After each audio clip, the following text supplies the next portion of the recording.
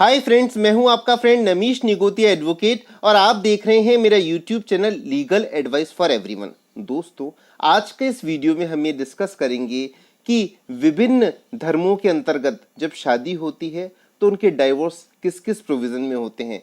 Hindu marriage act के अंतर्गत Hindus के, जेंट्स के, सिख्स के, बुद्धिस्ट के और इसी तरह से पारसी लोगों के, इसी तरह मुस्लिम लोगों के डाइवोर्स किस एक्ट में होते हैं, क्रिश्चियन लोगों के डाइवोर्स किस एक्ट में होते हैं, या जो दो डिफरेंट रिलीजन को बिलोंग करते हैं, जैसे एक हस्बैंड या वाइफ में से एक मान लीजिए क्रिश्चियन है और दूसरा हिंदू या मुस्लिम या किसी अदर रिलीजन का है या वाइस वर्सा है, तो उनके डाइवोर्स किस एक्ट के अंतर्गत होते हैं, कौन से एक्ट से गवर्न होते हैं, इसके क्या लीगल प्रोविजंस हैं, आज के इस वीडियो में हम ये डिस्कस करेंगे। इससे पहले मैं निवेदन करूं कि यदि आपने मेरा चैनल सब्सक्राइब नहीं किया है तो मेरा चैनल सब्सक्राइब कर लीजिए और यदि आपको मेरी वीडियोस पसंद आए तो दोस्तों उनको लाइक और शेयर जरूर कीजिए। तो दोस्तों, आज मैट्रिमोनियल डिस्प्यूट से रिलेटेड वीडियो में जो पहला एक्ट है हम सीरियटम वाइज ले रहे हैं। तो पहला जो इंपॉर्टेंट एक्ट है वो है the code of criminal procedure. इसको हिंदी में दंड प्रक्रिया संहिता भी कहते हैं और इसका केवल एक सेक्शन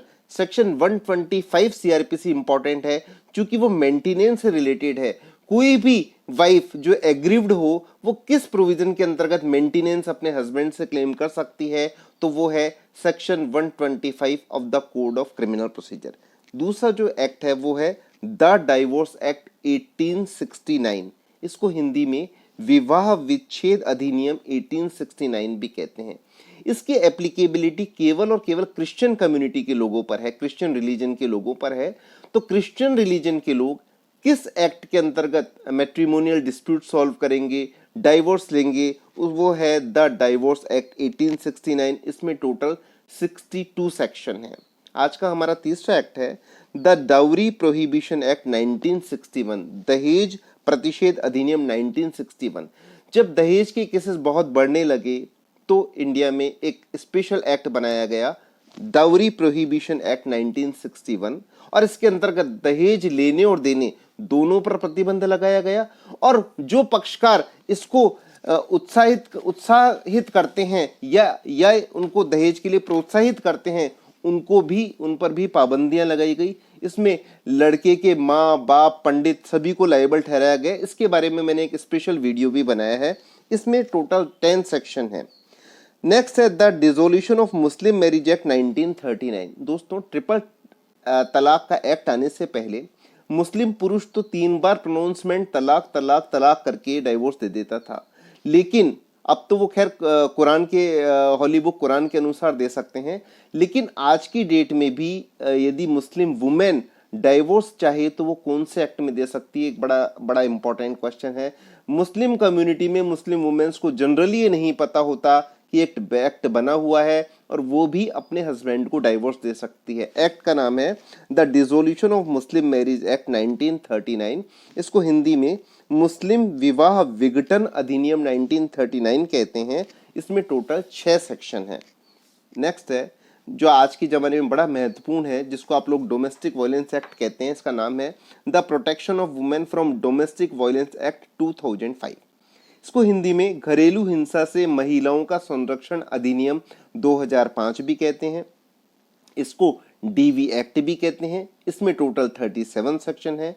जब महिलाएं अपने ही मैट्रिमोनियल होम में पीड़ित होती है, हिंसा का शिकार होती है, उनका प्रॉपरली मेंटेनेंस नहीं होता है, उनके साथ मार पिटाई और अभद्र व्यवहार किया जाता है, उनको घर से निकालने का प्रयास किया जाता है, तो इस एक्ट में सारे ही प्रोविजन है, चाहे वो कंपनसेशन से रिलेटेड हो, चाहे वो घर से निकालने में प्रोटेक्शन से रिलेटेड हो, चाहे स्टे से रिलेटेड हो। ये बड़ा इंपॉर्टेंट एक्ट है। इसको डोमेस्टिक वायलेंस एक्ट के नाम से पॉपुलरली जाना जाता है।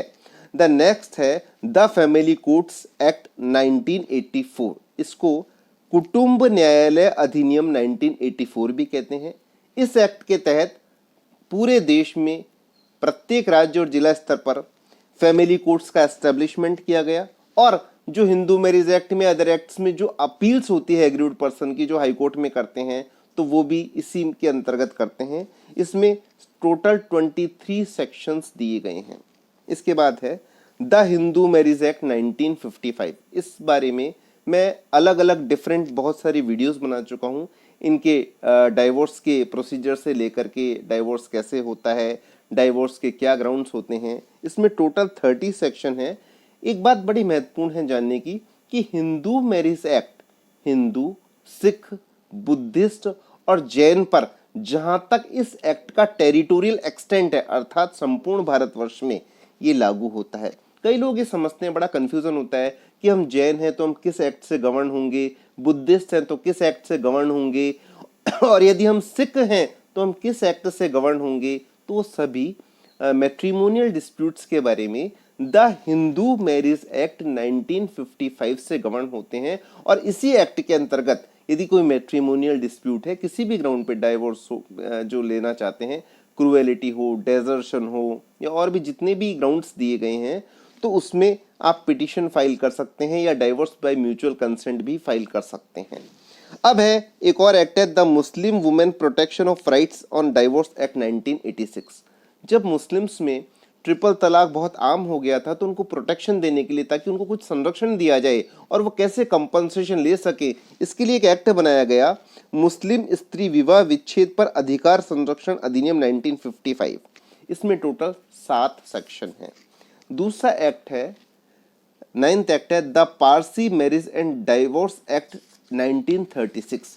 पारसी कम्युनिटी के लोग किस एक्ट के अंतर्गत मैरिज कर सकते हैं, किस एक्ट के अंतर्गत डाइवोर्स पिटीशन फाइल कर सकते हैं, तो उसके लिए इस एक्ट बनाया गया the Parsi marriage and divorce act 1936। इसको हिंदी में पारसी विवाह और विच्छेद अधिनियम 1936 भी कहते हैं। इसमें टोटल 53 सेक्शन है। अब एक बड़ा महत्वपूर्ण प्रश्न आया शुरू से कि एक समझिए कि हिंदू है, एक मुस्लिम है, या कोई एक क्रिश्चियन है, एक मान लीजिए मुस्लिम है, तो वो किस एक्ट के अंतर्गत मैरिज करें, किस एक्ट के अंतर्गत डाइवोर्स हो, ये बड़ी एम्बिग्यूटी रही। तो इसके लिए यदि कोई दो डिफरेंट रिलीजन के पर्सन है, हस्बैंड डिफरेंट रिलीजन का पर्सन है, वाइफ डिफरेंट रिलीजन की पर्सन है, और वो रजिस्टर्ड मैरिज करना चाहते हैं, तो उसके लिए एक स्पेशल एक्ट बनाया गया। एक्ट का नाम है द स्पेशल मैरिज एक्ट 1954। जैसा कि एक्ट के नाम से स्पष्ट है कि स्पेशल एक्ट बनाया गया, और लोग जो हिंदू मैरिज एक्ट या जो अदर प्रोविजंस हैं वो एप्लीकेबल इस पर नहीं होते हैं। जो डिफरेंट कम्युनिटी, डिफरेंट रिलीजन के लोग हैं, वो यदि मैरिज करना चाहते हैं या उनमें मैट्रिमोनियल डिस्प्यूट पैदा हो जाए तो, और वो डाइवोर्स लेना चाहते हैं, तो पिटीशन किस एक्ट के अंतर्गत फाइल होगी, उसका नाम है द स्पेशल मैरिज एक्ट 1954। और उसका पर्पस भी यही था कि सभी लोगों को प्रोटेक्शन दिया जा सके। अब कोई ऐसा भी समस्या आ सकती है कि किसी का रिलीजन कोई डिफाइन नहीं हो, जैसे मान लीजिए एक व्यक्ति जिसका कोई भी रिलीजन डिफाइन नहीं है, कोई ऐसे आदिवासी क्षेत्र से आता है, कोई ऐसे कबीलों से आता है जहां पर कोई रिलीजन डिफाइन नहीं है, तो वो भी किसी रिलीजन वाले पर्सन से यदि शादी करना चाहे तो द स्पेशल मैरिज एक्ट 1954, जिसको हिंदी में विशेष विवाह अधिनियम 1954 भी कहते हैं, के अंतर्गत कर सकते हैं। इसमें टोटल 51 सेक्शन है। तो आज का वीडियो इतना ही, और आज के वीडियो से हमने जाना कि विभिन्न रिलीजन के पर्सन किस एक्ट, किन किन एक्ट्स के अंतर्गत इंडिया में डाइवोर्स ले सकते हैं और या मैट्रिमोनियल डिस्प्यूट्स को सॉल्व कर सकते हैं। वैसे मैंने इनमें से बहुत सारे एक्ट्स के बारे में स्पेशल वीडियोस बनाए हैं, तो आप उनको भी देखकर लाइक और शेयर कर सकते हैं। धन्यवाद। Thank you friends.